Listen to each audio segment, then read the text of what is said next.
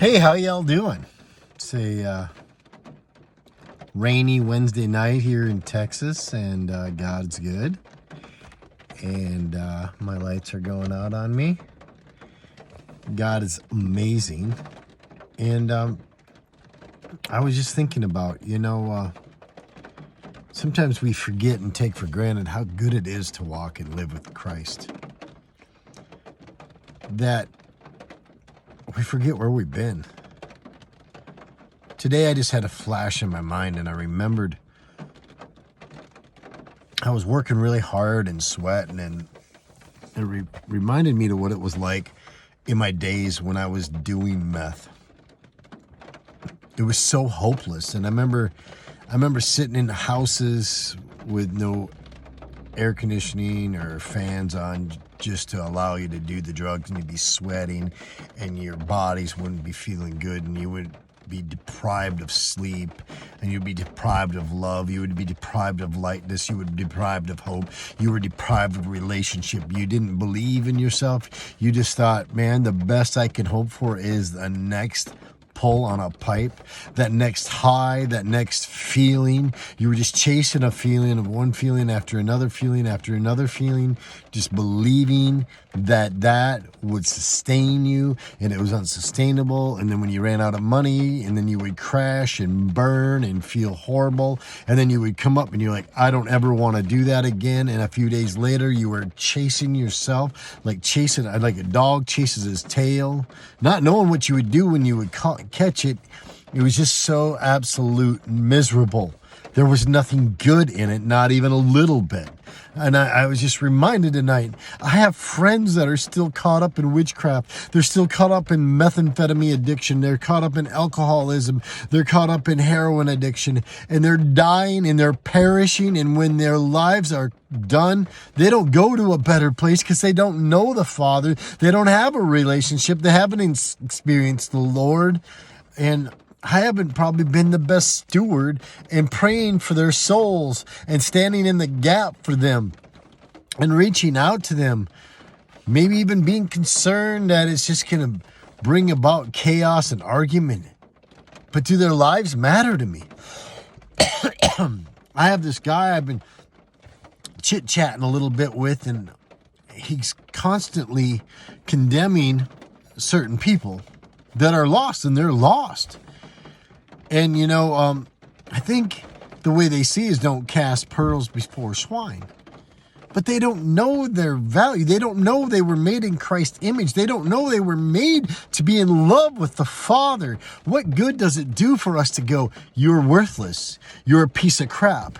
You haven't accomplished nothing. You're using the system, and you're living off welfare, or you're doing drugs, or you're prostituting yourselves, or having abortions. What good does it do to condemn them for what they're doing? They don't know who they are. They don't know they were created for Jesus Christ. They don't know that the Father loves them. They don't know that there's a place for them to go. They don't even know where to go.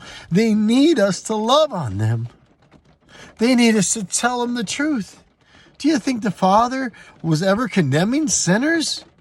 The only time I see him doing a rebuke, it was against the religious. He wasn't rebuking the tax collectors, or the alcoholics, or the drunkards, or the demon-possessed. So why should we? Why should we condemn them? Why don't we stand with them and love on them and speak the truth of the gospel over them and welcome them into relationship, put our arm around them, tell them we love them, that we're thankful that God created them, that they were created for his purpose, not our own purpose. Yeah, the world will say you're not this unless you are approved by the people. But it doesn't matter how much human approval you have. You're lost without the Father. You're lost without knowing you're in Christ. You're lost without him.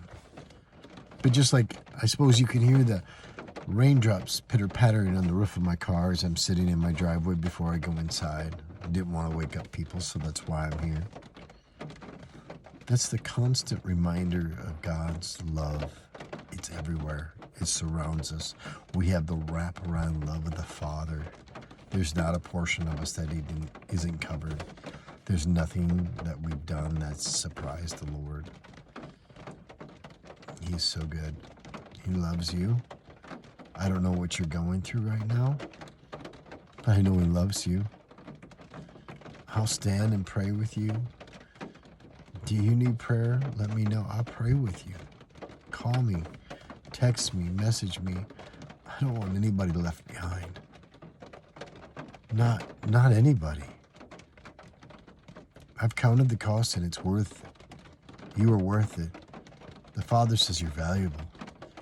So valuable that He hung on a cross. He was beaten with a cat of nine tails, had his flesh ripped out of his body, was nailed to a cross, had his beard ripped out.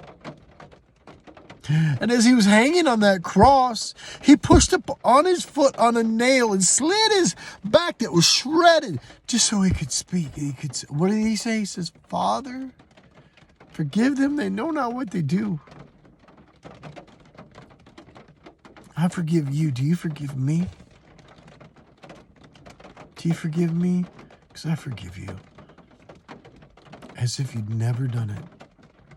Because that's how the Father forgives. As if I never did it. As if I never did meth. As if I never was awful to anybody. As if I'd never sinned against anybody. As if I've never sinned against God. As if I'd never taken Him for granted. I've never blasphemed His name. As if never. As if never. God is that good. He's that awesome. I just pray that you know Him as if you'd never sinned, because you're His son, His bride. I know it's complicated, but when you get it, when you have that encounter with the Father, there's nothing better. The best portion of life is with Jesus. You guys have a great night. Father, I just thank you that anybody that hears this wouldn't hear my voice, but they would hear you speaking in your own words to them. And it would encourage them to listen to what you have to say to them, not what I have to say, Father. That they would be able to forgive the wrong these people have done to them and be restored. Lord, you are so good. I love you, Jesus.